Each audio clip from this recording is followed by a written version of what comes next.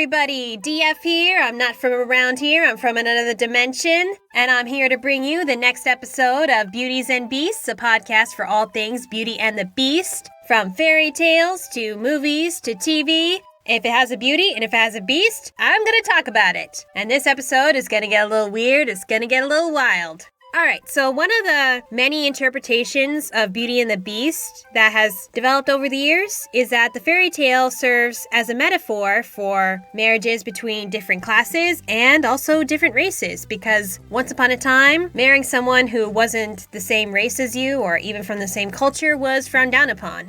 And there is one recent Disney cartoon which really strives to represent that on more than one occasion. It just had its finale this year after 4 seasons, and this show is Star versus the Forces of Evil, which in my opinion is a misnomer, because the term evil to describe the characters in this show is very loose. Now, to go through the whole series will just take forever. I mean, it's 4 seasons and a whole lot goes on. But what I want to focus on mainly is the relationships that develop throughout this series, because they're very complex. We all know it's a tale as old as time, 'cause we've heard it over and over again.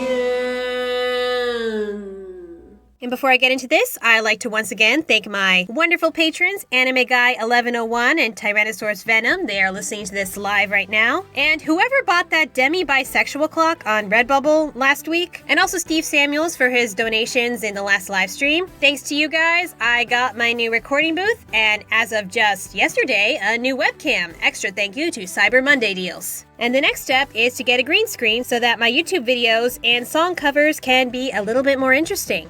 You can help me achieve this goal by becoming a patron today. Just click the green button in the right-hand corner of the screen if you're listening on Podbean, or if you're listening on YouTube, click the link in the description below. Check out the different tiers and see the many different rewards, such as early access to new episodes, bonus content, including this month an upcoming review of Frozen 2 for patrons only. You can receive conference calls in which I can give you some advice on whatever creative works you're working on, a complimentary merchandise, or listening to these recordings live as my patrons are doing right now. Or if you can't offer some support in the long term, you can buy my merchandise on Redbubble under my username DisneyFanatic23. I've got holiday merchandise, Pride merchandise, fairy tale themed merch, from clothes to mugs, pillows, journals, bathroom decor, many Christmas gift options, hint hint, nudge nudge. Or you can donate in one of my monthly live streams. And remember that 10% of my December proceeds will go to the Make-A-Wish Foundation, a nonprofit organization striving to help grant the wishes of kids who are suffering from terminal illnesses. This month, we will have a charity live stream in which I'll be joined by my voice actor friends True Sailor Comet, Torterra1324, and Cougar McDowell. We will be taking donations for Make-A-Wish in return for answering questions and taking voice requests. So bring your wallet, it's for charity after all going to Make-A-Wish. And you can join these live streams by downloading the Podbean app for free and following the Beauties and Beasts podcasts, and be notified on new episodes and live streams. Some may be coming unannounced, so it's important to keep yourself in the loop. Alright, so, spoilers for Star vs. the Forces of Evil if you have not seen the series as a whole. We follow Princess Star, who is from another dimension, the Kingdom of Muni, which is kind of like this semi-feudal, magically run kingdom. And she casts a whole lot of crazy spells through her magic wand, from Narwhal Blast to Warnicorn Stampede. Kinda creative. And because she is not really the most responsible type, her parents send her to Earth, where she goes to human school and meets a human boy named Marco Diaz, straight-A student and karate enthusiast. I'm not gonna lie, season 1 did not go off to a good start. The first time I saw this series, I thought, oh great, another stereotypical cartoon show where everyone, including the main heroine, is dumb as a post. It seemed that way at first. But then my roommate told me that it got better as the series went on, and you know what? It did. At least by the 8th episode, when we had the Blood Moon Ball and Toffee. That kept me watching. No, not the Starco ship, Toffee. The most chill villain. Is he really a villain, though, ever? Okay, Starco's kinda cute, so maybe a little bit. Plot-wise, the series didn't really pick up until season 2, when characters started getting more, well, character, and we had some new development with even side characters who weren't that interesting before, like Jana and Buffrog and Place of Ferguson and that other male friend devoid of sustenance and personality. We've had too many of those in cartoon shows. I am so sorry. Let's be honest, the show didn't really get that good until season 3, with all the, spoiler warning, fantasy drama, and the epic magic battles, and the whole subtext of racism, and the best cartoon relationship ever! No, not Starco. They're cute, but bland compared to Eclipse and Globgor. Okay, let me rewind a little bit. So, the situation with Muni. It starts out with Star likes to battle monsters, and we assume these forces of evil are the monsters, including this crazy bird guy named Ludo who wants a wand for some reason. You know what? I don't think it was ever really explained why he wanted the wand specifically. Anyway, we soon learned that when the Mumins conquered Muni, or rather, settled in Muni, according to Mumin history, kind of like the first Thanksgiving. They had driven out the monsters and the Mumins won, but it turns out that, the monsters lived there in the first place, so really the Mumins looked like the bad guys here, and the monsters were just doing what they had to survive. So, who is really the bad guy here? But rewind more in Mumin history, the first time we hear of Eclipse, who is Star's ancestress, well, that's what we hear at first, spoiler warning, who is called the Queen of Darkness, who had abandoned her Mumin husband king to run off with her monster lover, Globgor. And then a season later, she is freed from this 300-year-long crystal prison and is in search of her husband, who was also frozen. Anyway, Eclipse was built up to be the big bad of the entire series, probably even worse than Toffee. There's a lot of speculation about that. But it turned out she was just this quirky woman with some dark tastes, but never really hurt a lot of people. A few people, but in self-defense, and she really just wanted to be with the monster that she loved. And meanwhile, Globgor, who's like this huge monster, he was painted as a Mumin-eating tyrant. Like even that one royal couple who said they had no problem with monsters, but they had a problem with Globgor because of the things that he had done. So yeah, sounds really beastly, huh? But when we do see him, he's kind of a dork. Cracking jokes with Eclipse, singing guitar duets, and sneaking around and having picnics. Turns out that he might have been a monster at one point, like really monstrous, but he's become a loving husband and father, and it might have been because of Eclipse's love that he changed. And the sad part about this story is that after they were in prison, their daughter, Meteora, was erased from Mumin history just because that she was half monster, so it turns out that Star's not part of the royal family after all. Anyway, I think this is important because this was how interracial relationships were seen for a very long time, especially in the United States, up until around the 1960s. It really depends on what state you're in. Now, if you ask me, I think the real forces of evil in this show are the Magical High Commission, though, to be honest, their racism is questionable considering they're not exactly conventional beings themselves. What even is Romulus? A crystal snake-handed demon? Yeah, who are they to judge? So what I would say with Eclipse and Globgor is that they pretty much would be what Belle's life would have been like if the beast had not become human. They would have been ostracized by society. Maybe the mob would have gone in and actually killed the beast. That's sad if you think about it. But it's reality of people who fall in love with people who are very different from them, whether physically or from another culture. But they're not the only Beauty and the Beast type relationship here. There's also this very complex relationship between Star and her on-again, off-again demon boyfriend Tom. Now, they are not endgame in the series, but their relationship was very intriguing and complex. In the beginning, they had gone out for a short while, but then they broke up because Tom had anger issues. And as a result, in wanting to get her back, and eventually for himself too, he tried to change and control his anger. And at first he was not a big fan of Marco, thinking that he was out to steal Star for himself. But then the two of them become friends and almost make me ship Tom Starco. Hey, I myself am a monogamous, but if other people are into polyamorous relationships and all parties are consensual, who am I to judge? I can't even get in a relationship with one person. Story for another time. And Tom grows through some development himself, getting out of the stereotype as the angry, jealous ex-boyfriend. And he tries his best to be patient with Star, let her do her thing, and be supportive. But ultimately, he realizes that emotionally, they are not in the same place. And after breaking up with her, he has no problem with Marco making a move. The fact that he's a half-demon prince and is allowed to date Star, it is kind of weird considering even her mother thought that Eclipse should have never run off with that monster in the first place, yet she allows her daughter to date a half-demon. You'd say times have changed, but it's kind of confusing exactly where their priorities lie. Although, it was kind of implied that Tom's title as a prince of his hellish dimension gets him a pass. But he admitted that even he's sometimes fallen victim to racism. Like, if he gets on an elevator with a stranger, they will look at him all weird or ask him to get off. Like, even in the marketplace, there was a moment where a shopkeeper yelled at him, but then when realized, oh, Prince Lucitor, I'm so sorry, forgive me, I did not realize it was you. And at first, Tom didn't really support monster rights, and while Star is striving to improve monster rights, he eventually comes to that point where, I'm a monster too, half monster. I gotta start standing up for myself and other people like me. Though he did end up breaking with Star ultimately, their relationship was not for nothing. He had grown as a person, and as a result, he's ready for the next person to come along. Jana. No, seriously, I shipped those two even before they met, because they are both interested in dark stuff.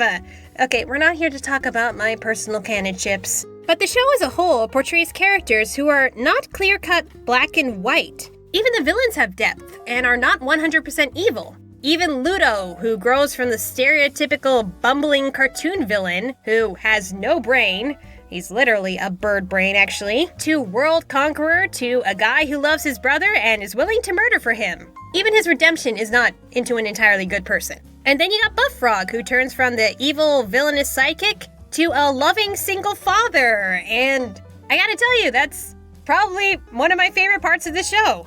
And then you have Miss Heinous, who goes from strict, controlling headmistress to a raging monster to a cheerful baby with magic. Honestly, her transformation was the most literal throughout the show. Honestly, the most evil character was Toffee, and even he turned out to be sort of right in the end. They really should have come up with a different name for this show. Seriously. And what I like about this show is that in many places it normalizes different types of relationships for kids, not just with interracial ones. Star is shown to be attracted to guys and girls, especially the really buff ones, implying that she's bi or pansexual. Jackie, Marco's ex, ends up with a cool French girl. And Tom and Marco have a wonderful bromance and a few things to suggest that under different circumstances, they wouldn't totally be against getting together. And on the side, you've got a lot of metaphoric interracial relationships, such as Princess Spiderbite and Slime. I called that ship the moment he cured her spider bite, showing how they're working things out, and even their parents are approving.